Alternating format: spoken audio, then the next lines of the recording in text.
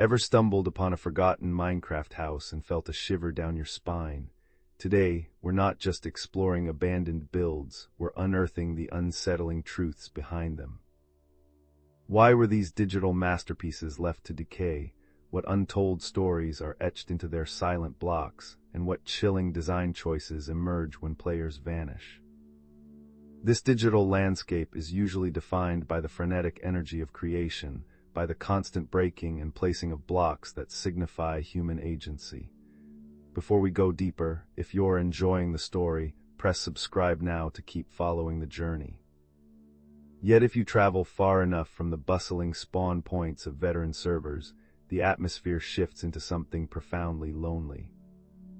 We drift past the skeletal remains of a grand castle, its battlements now just jagged teeth against a setting square sun, and glide through the hollow shell of a cottage where a chest still sits, unopened for a decade, guarding diamonds that no longer hold value to anyone. These aren't merely arrangements of code, they are monuments to interrupted intent, vast architectural skeletons that hint at a glory that once commanded the admiration of a community, but now commands only silence. As we observe a half-finished bridge suspended over a deep ravine, covered in the encroaching greenery of a virtual forest, we are forced to confront a peculiar and strictly modern form of archaeology.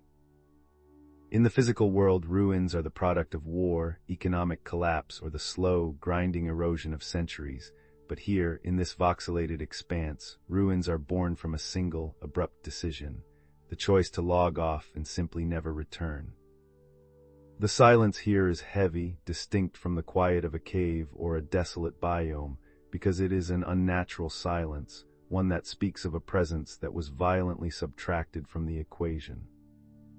We see the torchlight flickering in a windowless room, burning an infinite fuel source, illuminating a crafting table that was last used in 2013, and the stillness becomes palpable.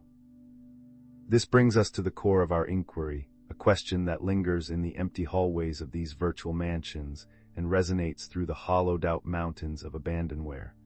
What actually happens to the essence of a place when the creator vanishes, leaving their digital soul to weather the indifference of a server that keeps running without them?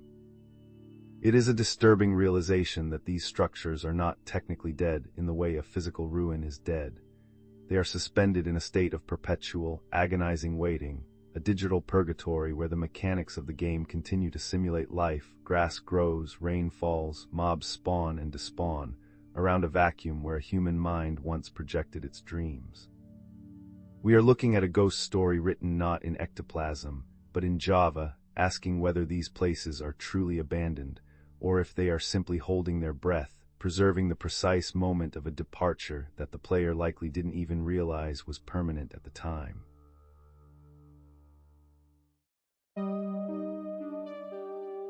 To truly understand the narrative weight of these silent monuments, we must step beyond the role of a casual observer and become digital archaeologists, sifting through layers of metadata and code that lie beneath the surface rendering to recover the identities of the vanished.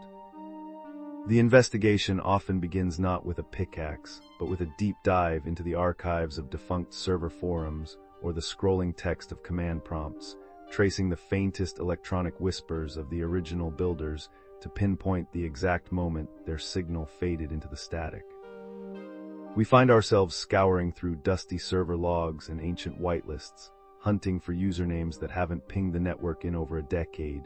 discovering timestamps that freeze a player's last interaction to a specific second on a random Tuesday in 2011, a chillingly definitive marker of when the connection was severed for the final time. It is a strange form of voyeurism, reading the final chat logs or the text on a sign that says "be right back,"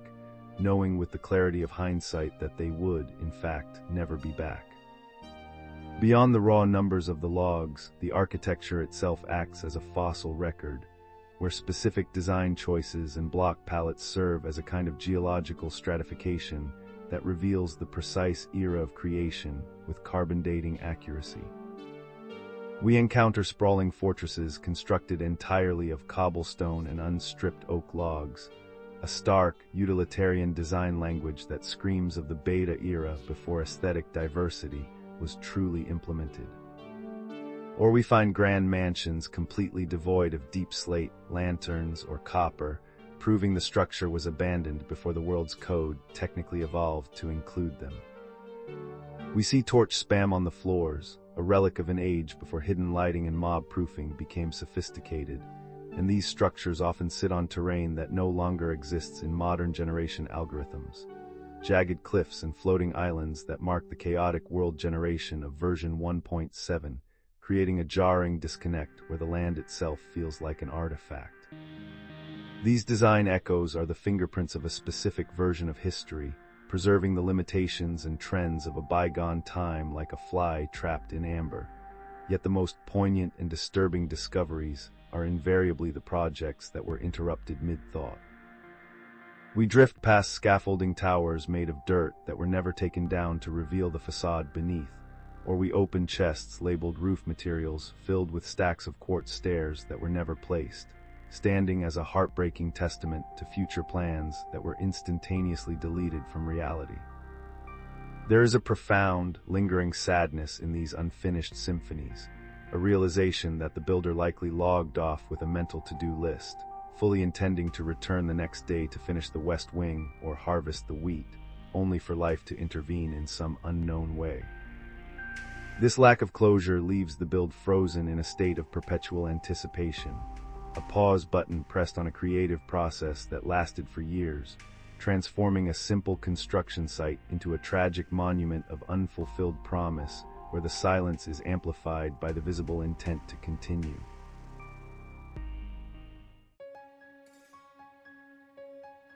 While the silence of the builder is the first sign of abandonment, the second is the slow, relentless encroachment of the game's own artificial ecosystem, a process where the sterile preservation of code clashes with the simulated chaos of nature. In the physical world, entropy manifests as rust, rot, and structural failure, but in Minecraft, decay is strictly algorithmic, driven by the random tick speed that governs the growth of every vine and the spread of every blade of grass. We witness the horrifying beauty of unchecked growth where a single vine, placed years ago as a decorative accent on a stone brick wall, has been allowed to propagate without pruning, slowly suffocating the architecture in a green stranglehold that obscures windows and chokes doorways. This is not passive deterioration. It is an active reclamation by the game world, which seems to resent the order imposed upon it by the player, seeking to dissolve the straight lines and perfect geometry back into the chaotic noise of the procedural generation. We see manicured gardens that have mutated into wild thickets, where flowers have spread aggressively across pathways, erasing the carefully laid gravel trails that once guided a player home, effectively scrubbing their footprints from the map. Even more unsettling is the transformation of the interior spaces, which shift from sanctuaries of safety into dark, hostile dungeons. As game updates alter light level mechanics or a stray lightning strike destroys a roof, the safety of the home is compromised. The bedroom, once a place of respite, becomes a spawning ground for the undead, and there is nothing more jarring than peering through the window of a lovingly furnished living room to see a creeper standing silently on the carpet, a usurper in a house that no longer has a master. The environment itself begins to narrate the passage of time through subtle, destructive interactions, such as an Enderman stealing a single block from a crucial support pillar, a form of digital erosion that, over the course of a decade of server uptime, can leave a structure looking moth-eaten and fragile. This visual storytelling confirms that the world has moved on, that the biomes have shifted and the mechanics have evolved, leaving the build not just empty, but obsolete, a relic of an older version of reality that is slowly being digested by the very landscape it once dominated.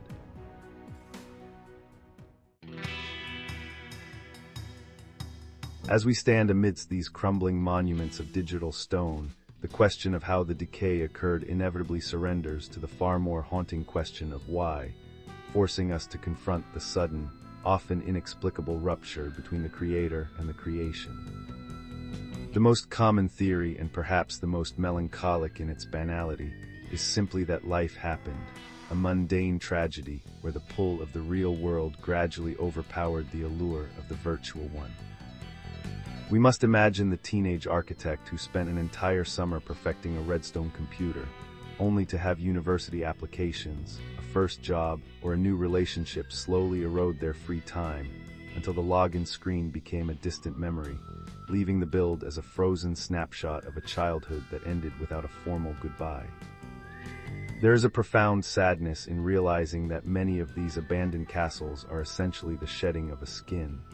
a chrysalis left behind by a human consciousness that grew up and moved on, trading the infinite creative freedom of blocks for the rigid responsibilities of adulthood.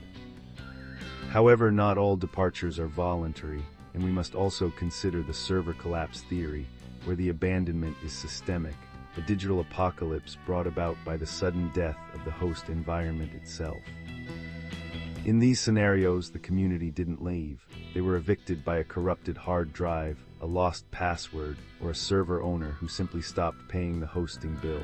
causing an entire civilization to vanish into the void of offline storage. These builds are the victims of a sudden, violent disconnect, preserved on backup drives that may never be mounted again, creating a ghost town effect where the table is set for a dinner that will never be served because the universe itself was unplugged. Yet even beyond the drift of life and the failure of hardware, there remains the mystery theory, the category of abandonment that fuels the darkest speculation and keeps the digital urban explorer awake at night. We encounter builds that defy logical explanation, homes that were abandoned in the middle of a sentence, inventories full of gear ready for an adventure that never began, structures left in a state of thriving activity with no sign of burnout or boredom.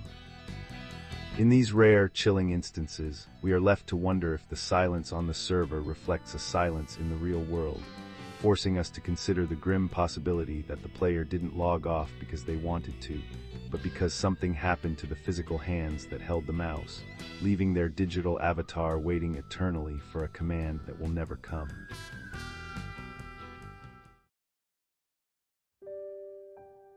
In the face of this overwhelming entropy, a dedicated subculture of digital preservationists has emerged to act as the custodians of this fading history, treating these corrupted save files and shutting down servers not as garbage, but as heritage sites worthy of protection. We witness the rise of Minecraft urban exploration, where players band together to traverse the chaotic, griefed wastelands of anarchy servers like 2B2T, or scour the archives of defunct creative servers, armed with world downloader mods solely to capture a snapshot of these structures before they are lost to the void forever. These archivists are the curators of a decentralized museum, ensuring that the solitary tower built by an unknown player in 2012 doesn't vanish when the server admin pulls the plug, but instead lives on in a shared repository, allowing new generations to walk its halls and marvel at its naive, blocky architecture.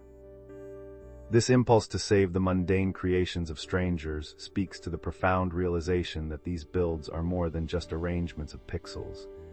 They are crystallized moments of human time, tangible proof that someone existed, created, and dreamed in this space, even if only for a fleeting moment. Ultimately, these abandoned builds teach us a humbling lesson about the transient nature of our digital footprint, reminding us that while the code of Minecraft is theoretically eternal, capable of rendering the same stone block for 1 billion years, our engagement with it is fragile, temporary, and intimately tied to the rhythms of our mortal lives. We build our castles in a sandbox that will outlast us, pouring our souls into monuments that are destined to become ruins, and in that act of creation, we accept the beautiful tragedy that eventually, the silence will return to reclaim it all. So the next time you log into an old world and see a house you haven't touched in years, pause for a moment to appreciate the ghost story you wrote yourself and realize that you are looking at a mirror of who you once were. We want to know, do you have a world you left behind, a forever home that is currently gathering dust on a hard drive somewhere, or have you stumbled upon a ruin that told a story you couldn't quite decipher? Share your tales of digital abandonment in the comments below, because as long as we remember these places, the signal never truly dies.